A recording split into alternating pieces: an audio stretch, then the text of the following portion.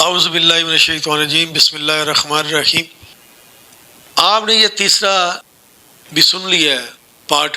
اب چوتھا جو ہمارا اس گفتگو کا ہے وہ ہے محمد علی جناح صاحب کی انٹری ہے مسلم لیگ میں۔ ان کو صدر بنایا گیا تھا مسلم لیگ کا۔ تو یہ علامہ اقبال کیونکہ بیمار ہو گئے تھے، شدید حالت میں انہوں نے محمد علی جناح صاحب کو بلایا اور پھر مسلم لیگ ان کے حوالے کی۔ تو اب محمد علی جناح صاحب کی مسلم لیگ میں انٹری اور تقسیم ہندوستان میں، یا اسے قیام پاکستان کی ابتدا لگا لیں، اس میں محمد علی جناح صاحب کا کردار کیا تھا اور انہوں نے کیسے ادا کیا، تو یہ اب آپ اس پارٹ میں سنیں۔ یہ ہے وہ چیز کہ جس نے تحریک مسلم لیگ کے اندر ایک مثبت جذبہ، یہ نوٹ کر لیجئے میرے الفاظ، 1906 سے لے کر 1930 تک تحریک مسلم لیگ صرف ایک منفی موٹیو پر چل رہی تھی، منفی، نیگیٹو، خوف، ہندو کا خوف، ہندو دبا لے گا، ہندو ایکسپلائٹ کرے گا، ہندو معاشی طور پر بھی، تہذیبی طور پر بھی، ثقافتی طور پر بھی، مذہبی طور پر بھی شدی کی تحریک چل رہی ہے، ہمیں راستہ دکھایا جا رہا ہے، ہندوستان چھوڑ دو اور بھاگ جاؤ، چلے جاؤ۔ یہ سارا خوف کا عنصر تھا، اور اس میں تحفظات تلاش کرنے، کوئی ایسی یقین دہانیاں کہ وہ مسلمانوں کے حالات بہتر ہو جائیں، اس کے علاوہ کوئی اور موٹیو نہیں تھا، یہ منفی موٹیو تھا۔ اور اس کی وجہ ساتھ ہی یہ ہے کہ مسلم لیگ اس وقت تک کوئی عوامی جماعت تھی ہی نہیں، بلکہ کچھ خواص جو اونچے لوگ، نوابوں اور نوابزادوں اور ان ایسے لوگوں کی جو ہے یہ ایک جماعت تھی۔ لیکن 37 میں جو یہ انجیکشن لگا ہے یہ پازیٹیو ہے۔ اس کی مثال میں دیا کرتا ہوں کہ کوئی مریض پڑا ہوا اپنے بیڈ پر اور گلوکوز کی بوتل لگی ہوئی ہے اور ایک ٹیوب چل رہی ہے، تو اس کے اندر ہی کوئی اب انجیکشن لگانا ہے تو اس ٹیوب میں لگا دیتے ہیں، ایسا نہ ہو کہ کوئی اور پرک دینی پڑے مریض کو اور اسے تکلیف ہو۔ تو گویا کہ مسلم لیگ کا جو بھی وہ ایک نظام تھا، اس میں ایک انجیکشن لگایا ہے علامہ اقبال نے 1930 کے خطبے میں۔ اگلی بات، اس کے بعد یہی انجیکشن علامہ اقبال نے لندن میں مسٹر محمد علی جناح کے ذہن و فکر میں لگایا ہے۔ اس کا واقعہ کیا ہے؟ 3 گول میز کانفرنسیں ہوئی تھی، پہلی اور دوسری میں محمد علی جناح بھی شریک تھے، تیسری 1932 میں ہوئی، اب وہ شریک نہیں ہوئے، اس لیے کہ وہ سیاست چھوڑ چکے تھے، وہ تو سیاست کو خیر بات کہہ کر اب پریکٹس کر رہے تھے۔ لیکن علامہ اقبال اس میں گئے تھے، وہاں موقع ملا، قریبی ملاقاتیں ہوئیں، گفتگویں ہوئیں، اور ان ملاقاتوں کے نتیجے میں یہی انجیکشن علامہ اقبال نے محمد علی جناح کے ذہن اور فکر کے اندر لگایا ہے کہ بات کرو اسلام کے احیاء کی، وہ چیز کہ جو مسلمانوں کے جذبات کے اندر گرمی پیدا کرے، حرارت پیدا کرے۔ اس حوالے سے یہ جو انجیکشن لگایا گیا ہے، اسی سے پھر یہ کہ ان کے مزاج کے اندر ایک تبدیلی آئی۔ کچھ اور لوگوں نے بھی انہیں کہا ہوا تھا، لیکن یہ کہ خاص طور پر یہ بات اقبال کی تھی، جس کی اپنی ایک حیثیت تھی۔ بہرحال 1934 میں ایم اے جناح واپس آ گئے، پھر انہیں مسلم لیگ کا تا حیات صدر بنا دیا گیا، پھر انہوں نے مسلم لیگ کو سنبھالا ذرا، لیکن 1936 کے الیکشن جو آئے یہاں پر، اس میں کانگریس پوری اوور ویلمنگ میجورٹی سے جیت گئی۔ ابھی محمد علی جناح کو موقع ملا ہی نہیں تھا کہ ابھی مسلم لیگ کو سنبھال سکتے، اور ان جو وزارتیں بنی تھی اس دور میں کانگریس کی، انہوں نے جو سلوک مسلمانوں کے ساتھ کیا، جو مظالم ڈھائے، جو انہیں دبایا اور ان کے حقوق کو پامال کیا، اس سے وہ نیگیٹو جو ایک موٹیو تھا وہ بھی اور قوی ہو گیا۔ اور اس کے بعد پھر محمد علی جناح نے 1937 سے لے کر 1947 تک، ایک لفظ میں استعمال کر رہا ہوں کہ آپ گھبرا نہ جائیں، 1937 سے 1947 تک اسلام کی قوالی گائی، پورے 10 برس اسلام اسلام اسلام اسلام، ہمیں اسلام چاہیے، اسلامی تہذیب ہم چاہتے ہیں، اسلامی قانون ہم چاہتے ہیں، ہمارے قوانین اور ہیں، ہمارا مذہب نہیں ہے، وہ دین ہے، وہ زندگی کے تمام معاملات پر۔ یہ جو ہے، میں قوالی اس لیے کہہ رہا ہوں کہ قوالی میں تکرار ہوتی ہے، جس تکرار کے ساتھ یہ اب اس موقع پر آ کر محمد علی جناح قائد اعظم بن گئے. مسلمانوں کے دلوں کی بات. اقبال نے جو ولولہ پیدا کر دیا تھا، ایک ولولہ تازہ دیا میں نے دلوں کو، لاہور سے تا خاک بخارا اور سمرقند. وہ جو ولولہ تھا، جو غلغلہ تھا، اب محمد علی جناح کی زبان سے جب وہ بات آئی ہے تو یہ مسلمانوں کے دل کی آواز تھی، ان کی روح کی پکار تھی. لہذا اب مسلم لیگ ایک عوامی جماعت بنی اور محمد علی جناح اب قائد اعظم قرار پائے. اب اس معاملے میں چاہتا ہوں ذرا، کیونکہ یہ بات نئی سی ہوگی، میرے اس تجزیے کے روح سے نظریہ پاکستان اسلام اور اسلام کا احیاء خلافت راشدہ کے مفہوم میں، اور اس کا خالق اقبال ہے، اس میں کوئی شک نہیں. قائد اعظم تک بھی یہ بات پہنچانے والا اقبال ہے، اور پھر اسی پر قائد اعظم نے عمل کیا ہے. تو اس چیز کو بہت سے لوگ جو ہیں آسانی کے ساتھ تسلیم نہیں کریں گے، لیکن میں یہ چاہتا ہوں کہ خود قائد اعظم نے علامہ اقبال کے بارے میں جو کچھ کہا ہے اس کی دو کوٹیشنز آپ کے سامنے رکھ دوں. کلکتہ 21 اپریل 1938 کو علامہ اقبال کا انتقال ہوا. اس وقت کلکتے میں ایک بہت بڑا جلسہ ہو رہا تھا فلسطین کے مسئلے پر غور کرنے کے لیے. قائد اعظم اس کے چیف مقرر تھے. اب یہ خبر پڑھیے. A mammoth public meeting of the Muslims of Calcutta was held on the football ground on 21st April to consider the Palestine problem. But it was converted into a condolence meeting to mourn the death of Allama Iqbal. Mr. M. Jinnah said that the sorrowful news of the death of Dr. Sir Muhammad Iqbal had plunged the world of Islam in gloom and mourning. Sir Muhammad Iqbal was undoubtedly one of the greatest poets, philosophers and seers of humanity of all times. Note kijiye. One of the greatest poets, philosophers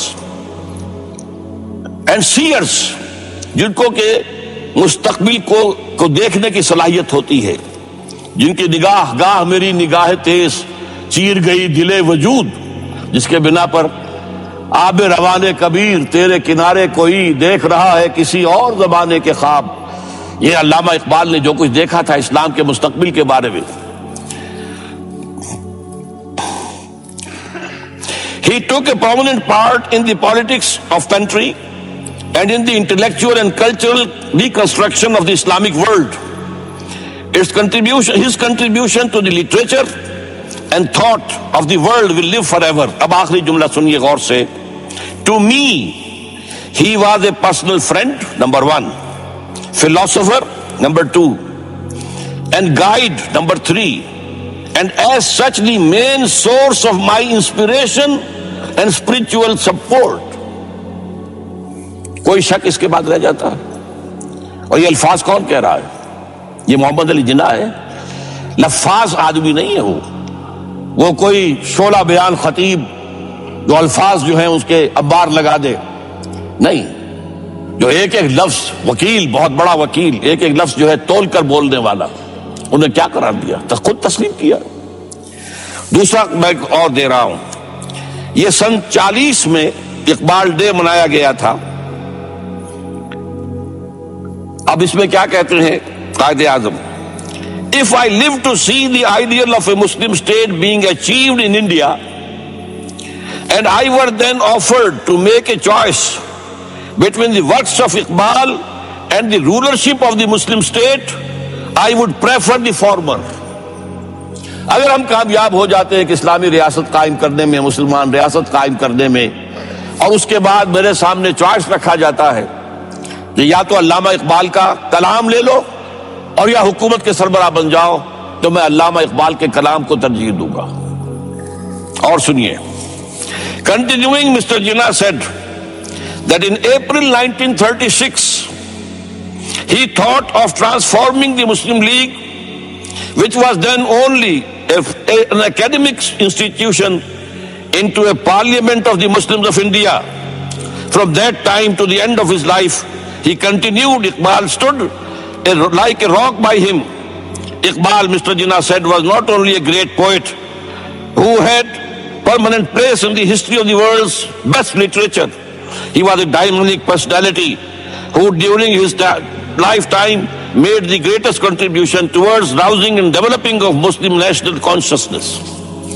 اب اس کے بعد جو ہے نظریہ پاکستان کیا تھا اور اس کا خالق کون تھا، اس کو اچھی طرح سمجھ لیجئے.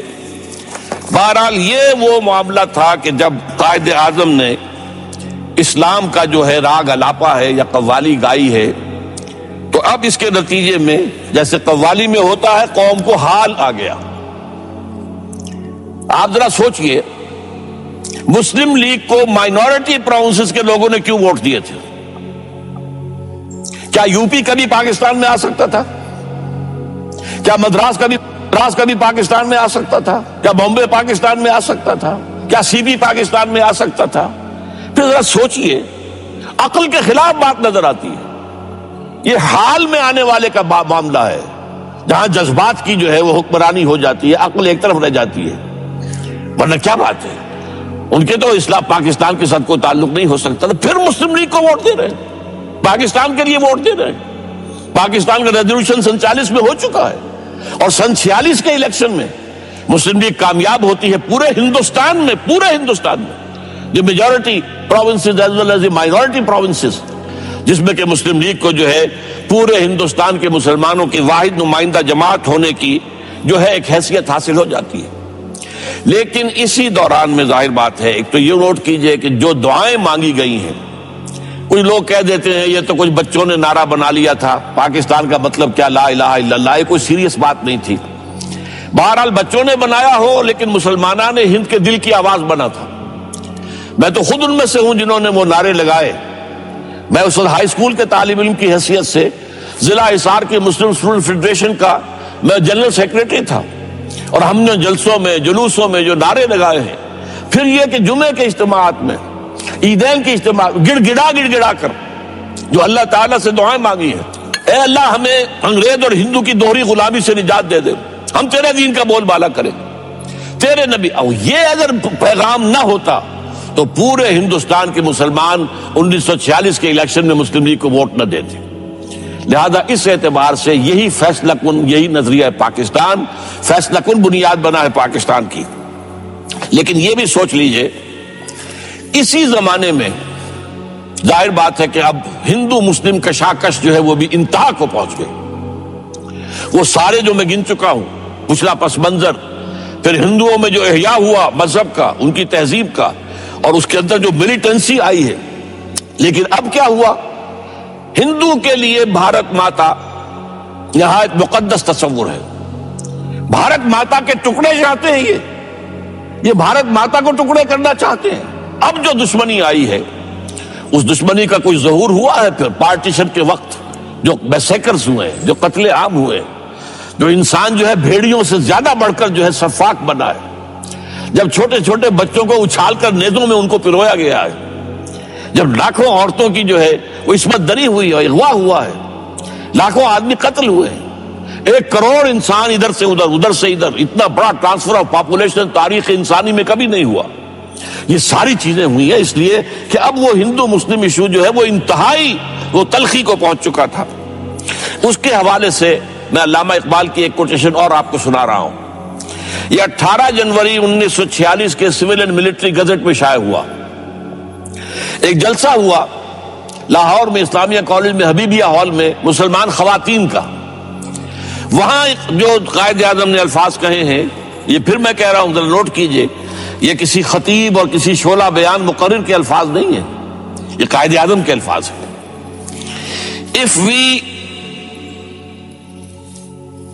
If we do not succeed in our struggle for Pakistan، 46 کی بات ہو رہی ہے، 50 سال پہلے کی، ذرا نوٹ کر لیجئے. If we do not succeed in our struggle for Pakistan, the very trace of Muslims and Islam will be obliterated from the face of India. اگر پاکستان قائم نہ ہوا تو اسلام کا اور مسلمانوں کا نام و نشان ہندوستان سے ختم ہو جائے. اور یہ بات انہونی نہیں تھی. یہ بالکل یوں سمجھیے کہ ایکشن ریپلے ہوتا ہسپانیہ کا، وہاں بھی 800 برس حکومت کی تھی. پھر وہ وقت آیا ہے 15ویں صدی کے آخر میں اور 16ویں صدی کے شروع میں، ایک بچہ تک باقی نہیں رہا. یا سارے قتل، یا زندہ جلا دیے گئے، یا انہیں بھر بھر کر جہازوں کے اندر. اور میڈیٹرینین کیا ہے وہاں، خاص طور پر اسپین کے اور شمالی جو وہ ساحل ہے افریقہ کا، اس میں کتنا فاصلہ ہے، جہازوں میں بھر بھر کے شمالی جو ساحل تھا اس پر ڈمپ کیا گیا. کوئی ایک بچہ تک نہیں وہاں بچا جہاں 800 برس تک حکومت کی تھی. جہاں غرناطہ کے محل اب بھی قابل دید ہیں، جا کر لوگ سیاحت کرتے ہیں اور دیکھتے ہیں. مسجد قرطبہ اب بھی قابل دید ہے، اور وہاں تہذیب 800 برس تک مسلمانوں کی. ہسپانیہ تو خون مسلمان کا امی ہے، مانند حرم پاک ہے تو میری نظر میں. وہی معاملہ ہندوستان میں ہو سکتا تھا. یہ قائد اعظم کے الفاظ ہیں اور میں ان کی تائید کرتا ہوں، اس لیے کہ ہندو ملیٹنسی جس حد تک پہنچ چکی تھی اور ہندو کے جذبات جس شدت کو پہنچ گئے تھے، اس کے بعد یہ کوئی انہونی بات نہیں تھی. لیکن اب اس میں جو بات کہنا چاہ رہا ہوں غور سے سنیے. یہ معاملہ اصل میں ہوا ہے ڈیوائن انٹرونشن سے، اللہ تعالیٰ کی حکمت عملی، اللہ کی مشیت، اللہ کی تدبیر سے. اور اس کی وجہ کیا ہے؟ اللہ تعالیٰ کا یہ قانون ہے کہ اگر کوئی قوم اللہ سے وعدہ کرے کہ اللہ ہمیں آزادی دے، ہم تیرے دین کا بول بالا کریں گے، اللہ اسے آزادی دیتا ہے اور آزماتا ہے. میں نے اس وقت آج جو شروع میں 2 آیات پڑھی تھی، وہ مسلم لیگ کی تحریک اور تحریک پاکستان پر بہت منطبق ہوتی ہیں. سورہ انفال کی آیت ہے، وَاذْكُرُوا إِذْ أَنْتُمْ قَلِيلٌ، یاد کرو جبکہ تم اقلیت میں تھے، تھوڑے تھے، تعداد کم تھی. وہ جو خوف کا ایلیمنٹ تھا، وَاذْكُرُوا إِذْ أَنْتُمْ قَلِيلٌ مُسْتَضْعَفُونَ فِي الْأَرْضِ، تمہیں زمین میں دبا دیا گیا تھا، ہندو ڈومینیٹ کر رہا تھا. تخافون ان یتخطفکم الناس، تمہیں خوف لاحق تھا. اور وہ یہ الفاظ میں بیچ میں ایڈ کر رہا ہوں کہ اگر ہندوستان اسی طرح آزاد ہو گیا 1 مین 1 ووٹ سے، تو تمہیں تو ختم کر دیں گے، تمہیں اچک کر لے جائیں گے، لوگ ختم کر دیں گے. فآواکم، تو اللہ نے تمہیں پناہ دی، وأیدکم بنصرہ، اور تمہاری مدد کی اپنی نصرت سے. ورزقکم من الطیبات لعلکم تشکرون، اور تمہیں اپنی پاکیزہ رزق کے ذریعے سے تمہاری امداد کی تاکہ تم شکر کرو. شکر کیا تھا؟ اب وہ دین قائم کرو جس کا وعدہ کیا تھا، جس کے لیے دعائیں کی تھی، وہ دین قائم کرو. لیکن اس کے ساتھ ہی میں نے آپ کو آیت سنا دی، یہ سورہ اعراف کی ہے. اس میں یہ ہے کہ بنی اسرائیل نے حضرت موسیٰ سے شکایت کی تھی، اے موسیٰ تمہارے آنے سے پہلے بھی ہم پر یہ فرعونی جو ہے ظلم ڈھا رہے تھے، اور تمہارے آنے کے بعد بھی ہماری تقدیر میں تو کوئی تبدیلی نہیں ہوئی. تو حضرت موسیٰ نے جواب دیا، عَصَىٰ رَبُّكُمْ أَن يُهْلِكَ عَدُوَّكُمْ، قریب ہے کہ تمہارا رب تمہارے دشمن کو ہلاک کر دے. یہ ہلاک کر دے، جان لیجئے ہندو کی ہلاکت تھی. مہاتما گاندھی چند مہینے پہلے کہہ چکا تھا کہ پاکستان صرف میری لاش پر بن سکتا ہے، اور پاکستان بنا. غور کیجئے ذرا، پاکستان کیسے بن گیا.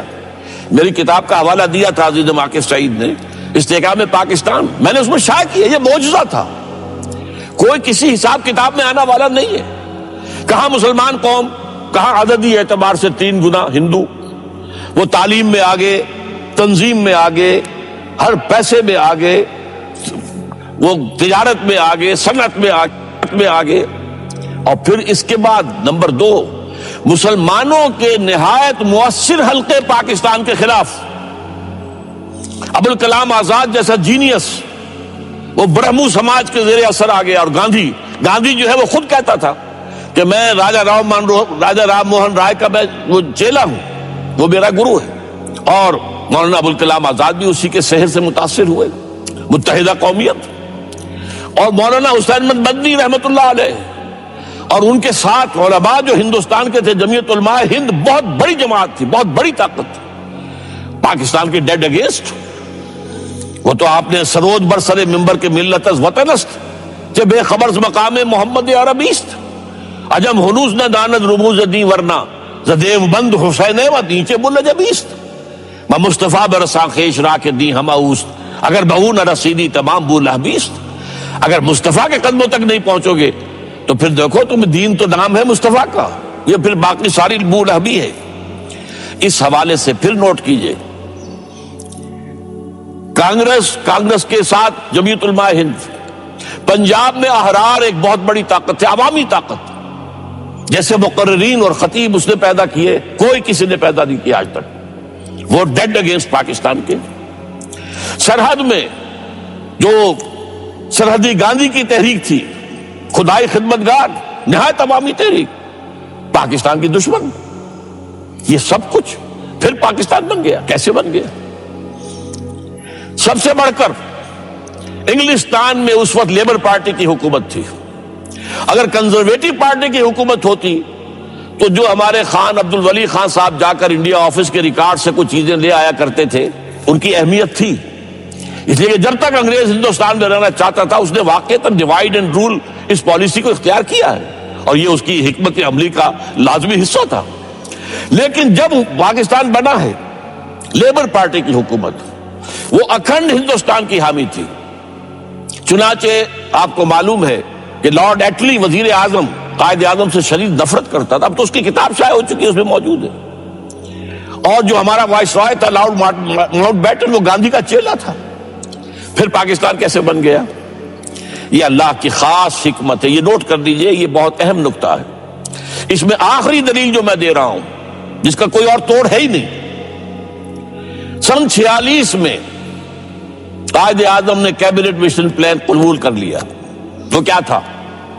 ہندوستان ایک وحدت کی حیثیت سے آزاد ہوگا، مرکزی حکومت ایک ہوگی، لیکن 3 زون ہوں گے۔ یہ جو 3 زون ہیں، 10 سال کے بعد اگر کوئی زون علیحدہ ہونا چاہے تو اسے اس کا اختیار ہوگا۔ قائد اعظم نے مان لیا۔ پورے ہندو پریس میں مذاق اڑا، ہنسی اڑائی گئی، بس ختم پاکستان کا مطالبہ۔ یہ سارا جو بھی شورا شوری تھی وہ ختم ہو گئی۔ بہت ہی وہ نازک وقت تھا مسلم لیگ کے لیے اور قائد اعظم کے لیے۔ لیکن اس اصل سبب کیا تھا؟ قائد اعظم جانتے تھے کہ انگریز اب یہاں سے جائے گا ہر قیمت پر۔ سیکنڈ ورلڈ وار کے بعد انگریزی حکومت اتنی کمزور ہو چکی تھی کہ وہ اپنے بہت آؤٹ لائنگ جو پوزیشنز تھے ان کو کنٹرول نہیں کر سکتی تھی۔ They had decided to leave India۔ انہوں نے تو اپنا پروگرام 1948 کا رکھا تھا، 48 میں ہم ہندوستان چھوڑ دیں گے۔